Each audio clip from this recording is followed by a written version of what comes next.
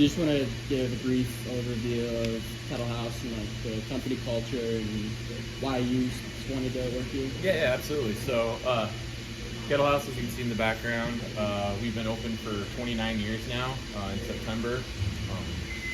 This is kind of our third location we've had over the years. The other two locations in town we sold and don't have anymore. But that was just to create one big brewery where we could manage everything under one roof. So we've had this building coming up on 8 years in February.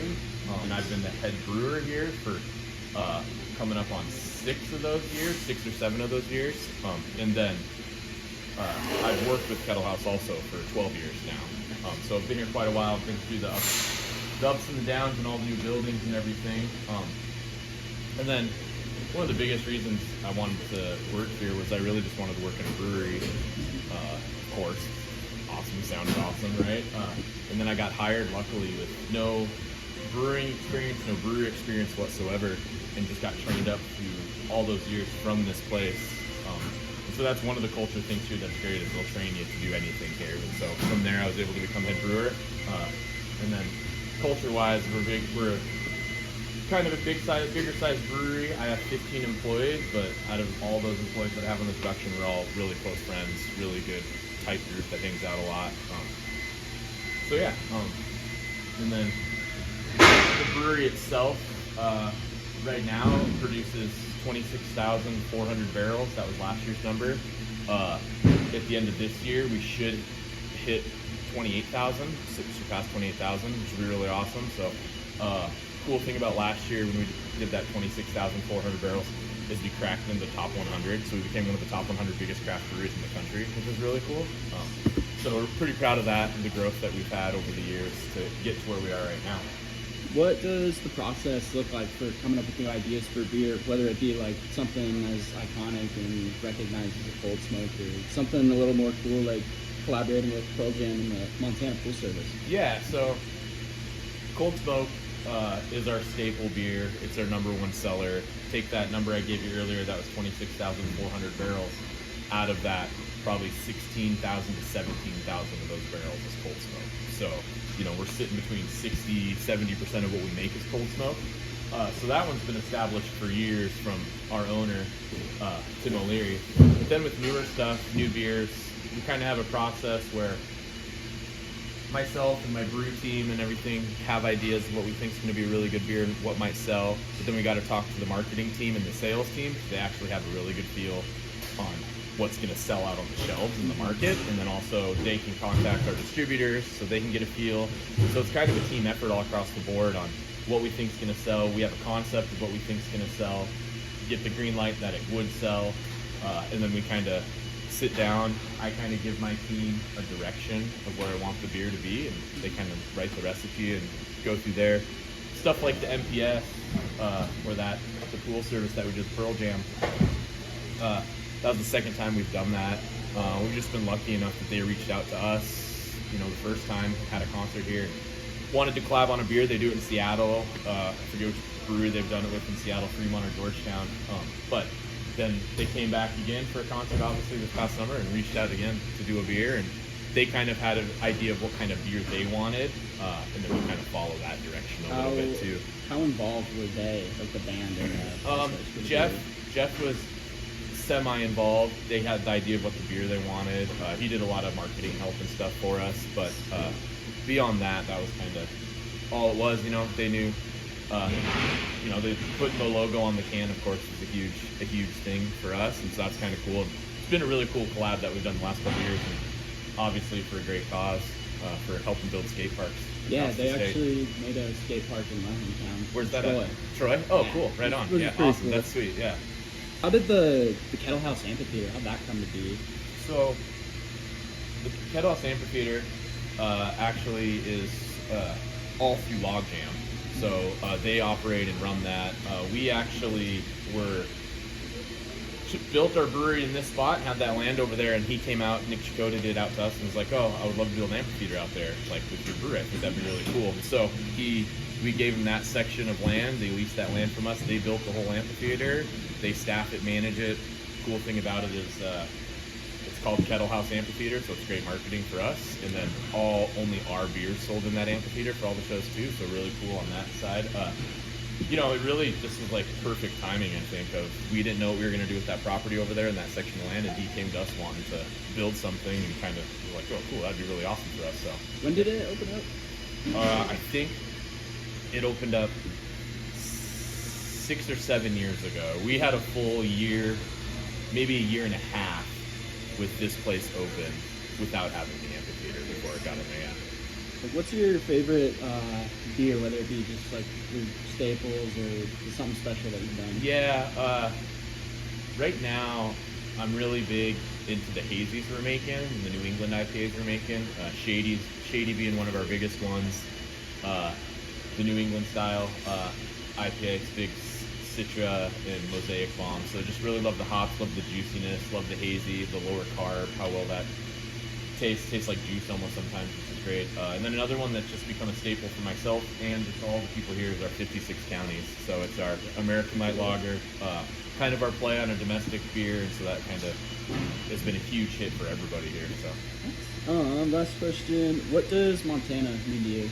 Oh, yeah, good question. Montana's home, man, through and through. I'm born and raised here. Grew up in Sealy Lake, so just up to Blackfoot, which is awesome. And the idea that I get to run and operate and help with this brewery as it grows and get this awesome beer to everyone in Montana, it's just been awesome. And be able to stay, have a great job, and raise my family here, which I always want to be able to do too. So, yeah.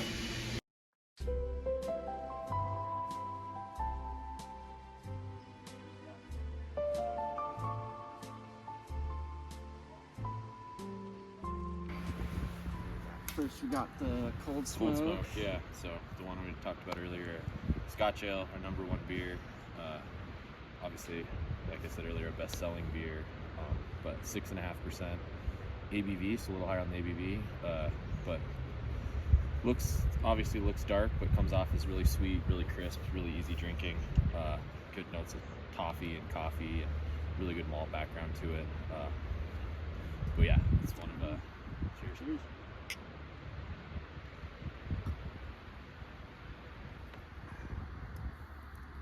It's fun. It's a fun beer. Like, it's the amount of people that only drink light beer but then try Cold Smoke and become like in love with it is pretty crazy. I kind of laugh about Cold Smoke for a lot of people, especially for people who haven't drank much craft beer. It's like the gateway drug for craft beers. Like, you start drinking that and they're like, ooh, no, craft beers are kind of good. All right, I'm gonna try some other stuff. And they start liking hops again. Kind of move into some other stuff. So pretty crazy. It's still the number one selling craft beer in the whole state. It's at most bars across the whole state. Yeah, I don't think I've been to a bar where they don't have it, right? Yeah, I was in this like very Irish bar in Butte, and they had like all their Irish beers, but they had Cold Smoke. Yeah, for sure. Yeah, it's a beer that's got to be everywhere from Montana. It's great. So, let's see, we got the Oktoberfest. Yeah, so lighter in color, obviously. But comes off with really good malty sweet flavors as well. It's got a little more crisp finish, just being a lager due to the yeast and how it finishes out. And then it's got really good sweetness from the malt, very, very subtle caramel notes and everything. But this beer was kind of fun. It's the first time we ever canned this beer was this year in 4-packs and stuff. And it's done really, really well for us.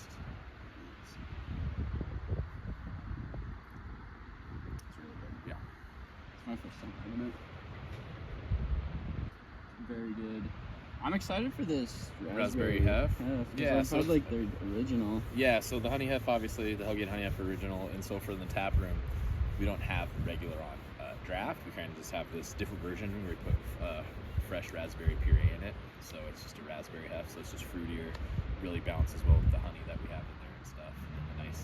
How often do you guys do that with just like your other beers? Quite a bit. If you look on tap in there's a vanilla Cold Smoke. So there's a Cold Smoke where we added vanilla to it. People really, really like that. Supposedly it tastes more like a Coca-Cola or something. I don't know. I don't drink it that much, but people really, really like that.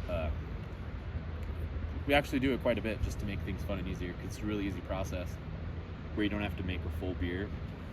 And And so you just take a single keg of something, and just dose the fruit right into that keg and serve it in there, so you can really have some fun. Yeah, I saw you guys on the list. There was like a smoothie. Yeah, smoothie ale. Yeah, and that's quite a crazy beer. So that one we actually fully brew, but it has 35 to 40 pounds of fruit per barrel. Damn. So there's like there's 500-ish pounds of fruit in that batch. So it literally pours like a smoothie, looks like a smoothie, kind of tastes like a smoothie. Yeah, it's pretty wild. Yeah.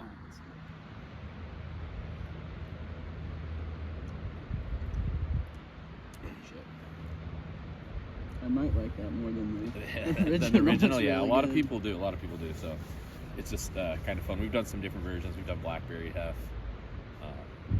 Yeah, I mean, that hef beer's a great base beer for kind of adding kind of any fruit you want to it. It's really nice. So yeah, people really like this in the tap room, and we try to keep fun different ones at tap room only, because it kind of drives some traffic, drives some people out here, you know, because like, oh, the only place I get that is out here. You should come and get it. Yeah, so of course the 56, yeah. 56. So crystal clear, you know, looks like a domestic light lager, which is what we were going for, 4.2%. Super crisp, really light, really easy drinking, no hops, you know. So it actually turned into a way bigger hit this year than we thought, with how much it's actually sold, which has been really cool. So cheers to that, yeah. It's a beer's beer. Yeah, for sure. That's what we were going for. We wanted it to taste like one thing, beer. Nothing else to it. So yeah. Like the ad that you guys did. The for the commercial. 56. Did you see that? Yeah, down at Charlie B's. Yeah, that was really cool. That's yeah, one of the cool things here is like we have a good size sales team with a sales manager and 3 salespeople. Then we have a full-time marketing manager, and she does a great job with, like, all of them together do a great job with the marketing, the commercials, and getting stuff out there for people to see. You guys looking for interns? I don't know if we've it's never been talked about or discussed. So I mean, yeah, I wouldn't see why not. We're always happy to help with the university and everything around here. So from the marketing and media side of things, there's a lot that goes into this, you know, the package design and how that's going to look, and all the signs and the posters and how those go in bars. Because if you think about it, bars, they're everywhere, and like marketing makes that here, you know, for everything you see in bars. I like the designs for your boxes. They're very colorful. Yeah. Like easy spot. You're like, oh shit, For there sure. it is. KettleHouse. Yeah, and so like Tiffany's our marketing manager. She's done a great job with that, like picking the right color for the next package we put out. So when it looks in the set, which the set is all our beers on the grocery store shelf, it looks really cool, right? Like I feel like you can see KettleHouse right away. You're like, oh yeah, there's all the KettleHouse. Yeah. So there's all their new stuff and what they have going on. So Nice. Well, thanks for drinking beer with me. yeah, absolutely, man.